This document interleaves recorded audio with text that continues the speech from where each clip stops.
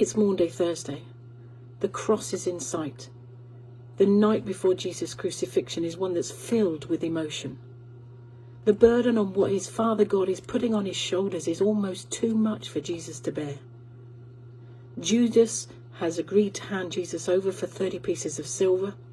He spent an evening with his disciples sharing in the last meal together. Peter, even though he's denied he ever would, has said that he didn't even know who Jesus was, not just once, but 3 times.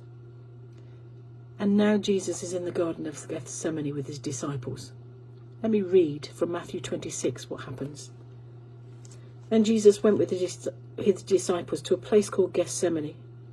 He said to them, "Sit here while I go over there and pray." He took Peter and the 2 sons of Zebedee along with him, and he began to be sorrowful and troubled. Then he said to them, "My soul is overwhelmed with sorrow to the point of death. Stay here and keep watch with me."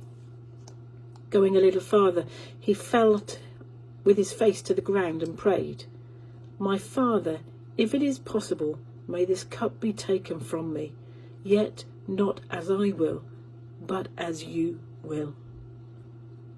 You know, we get a real sense of the anguish that Jesus felt. He knew he had to die. He knew that that was God's plan for the redemption of the world. But it was emotionally painful to the very core of his being. His soul was overwhelmed to the point of death. But the crucial phrase here is, "Yet not as I will, but as you will."